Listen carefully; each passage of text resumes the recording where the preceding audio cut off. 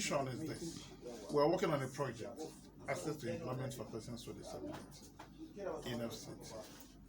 And this project is very, very important to us because persons with disability, after going to school, have no jobs. And they keep rowing around the streets, going from one agency, one parastatal to one ministry to the other, looking for jobs, all to no avail. But all these things we were doing it as a child's play. There was no policy framework. But in 2018, the president, assented to our bill, the Discrimination Against Persons with Disability Act 2018. And the section 29 of this act talks about employment for persons with disability. And persons with disability should be given at least 5% employment of all opportunities of employment in both private and public sectors. And since then that it has been enacted, we have not seen the implementation. And that is why we have come. UNCRP, the United Convention of Rights of Persons with Disability, also talks about it in Article 27, that persons with disability should be given opportunity to that there should be no basis of discrimination of persons with disability for any account of their disability. Let me take for instance, I am a master's degree holder, I don't have a job. My colleague here is a master's degree holder, he has no job. This man here is a graduate, he has no job. The person with albins in there is graduate, he has no job. This is how we keep carrying fights, we keep writing from one place to another. And because we don't have jobs, the empowerment is not there. We are impoverished. We can't take care of ourselves and take care of our families. Because we too have families that we can take care of. Our parents assume that after training us in schools, that at least there is a time for a payback, but all to no avail. Apart from the jobs for the qualified persons to work in the formal sector, there are others who may not have the qualification. They should be engaged in skills acquisition, vocational training, and all the rest of them, because we find out that FCT has an institute for skills and vocational training. Whenever these vocational trainings and skills are to be carried out, we are to enjoy our 5% quota. And then so that we all, when we have our jobs, when we have our skills, we can contribute our own quota to the development and the economy of Nigeria. Apart from this, accessibility is another problem that we are just seeing in Nigeria, the whole of Nigeria, not only FCT. This very place, this ministry is not accessible for persons with disability. There are no ramps. For my brother on which here to come here, it was a tug of war. There are no lifts because I think this is a high building, maybe 2 or 3-story building. There are no lifts.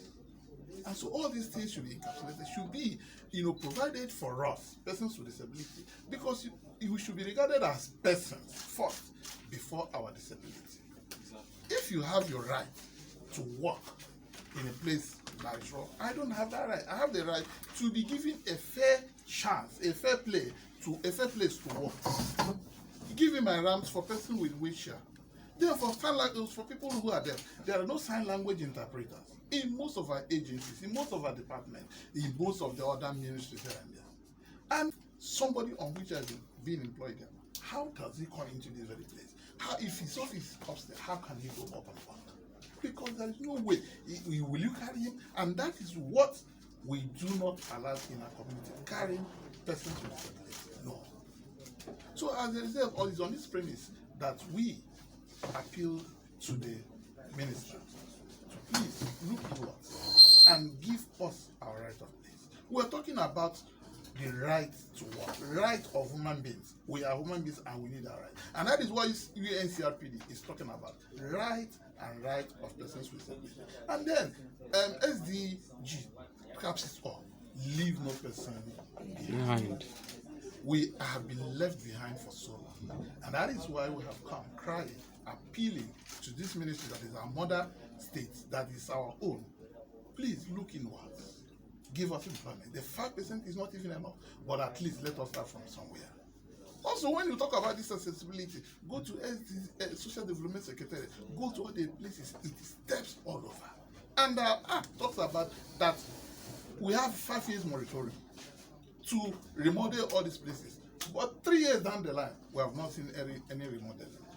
You are our friends. This ministry is our own ministry, and we wouldn't want to start litigations and problems with this ministry. We want this ministry to start beef festival so that others can follow. And on this premise that we say, please take our message to the ministry, and so that our issues will be looked at, and so that whenever you are given employment, whenever that the employment opportunity is going on, our 5% should be reserved for us, and reasonable accommodations should be there, and then begin to make all these places accessible for persons with disability. I want to assure you that we've taken note of all the issues you've raised. On the issue of employment, issue of skill acquisition, issue of rounds, and a host of other issues that have been discussed. I want to assure you that within the FCT here, we also have our members of our workforce that are also having side challenges. We meet regularly with them when they can. And I can assure you that virtually everything you've said here, and we've taken note of those things. As for the RAM, my brother, I want to let you know that when the FCTA Association for the Blind came, they discussed with us, and truly, I think the immediate past PAMSEC had looked at it. He directed they should look into every other structure we are erecting in the FCT now. Must have that component to make sure that our other staff with disabilities are adequately taken care of. The buildings that we occupy today, this current building, is as old as the Federal Capital Territory. That's why you see the design and every other thing. I can assure you that this has been well taken. And we're still escalating the purpose of emphasis to the FCT administration. The issue of employment, we will also put that across. Every single thing said here, we will reduce them into writing, with clips who will show evidence of this meeting, and then brief the administration on the way forward. Without wasting much of our time, I will also, before I escalate my memo, I will also need to meet with the secretary, the acting secretary, social development secretariat. I don't know your level of interface with him, but I can assure you that we will have to pause for a meeting between this office and the social development secretariat, because we should be able to have a robust submission that goes up to our principals. Not just that the association came and this is what they said. I should be able to meet with my colleagues at the secretariat level. Maybe possibly with one or two of you, chairman, you, and one or two people. Let's discuss some of these issues. And let's know where they are captured. Most of the requests can be addressed within their budgetary framework. And also, we will need to identify desk officers that handle situations like this so that we know who to hold accountable when decisions are taken and cascaded down to them. So I want to assure you that we are very passionate about this situation. And that was why, if you notice when reports were made about some ugly incidents, one or two ugly incidents in the School of the Blind at Jabi. You bear us witness the drastic action that was taken by this administration. We didn't leave any stone unturned on that matter. That is to tell you the premium we place and the sensitivity that we place on our brothers and sisters that are challenged in any way. You see, we've always been taught that visiting spares no one. You've seen people who are today very able-bodied and tomorrow anything. That's the world for you. And we want to encourage you that let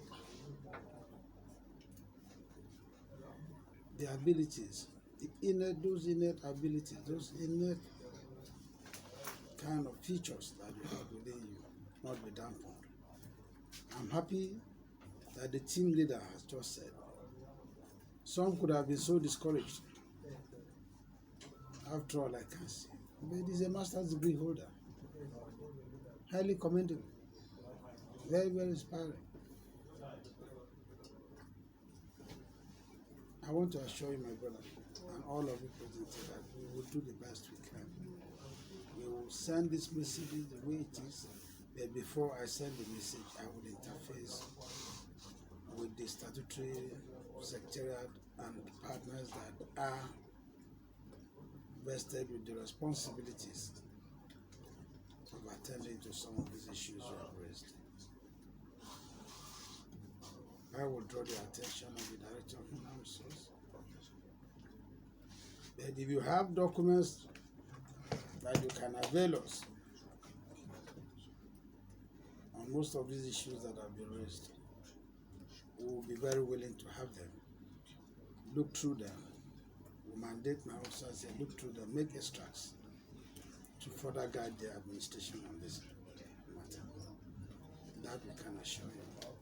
Everyone, and we can peruse through it to find out some other things that you may need to find out, so that as we continue to interact, we believe in God, we will make a headway, so that this day will be a remarkable day in the life of persons with disability in FCT and also in the FCT administration.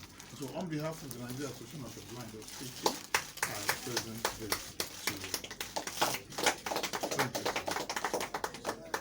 Thank you very much. Thank you, sir. And like I said, please be rest assured.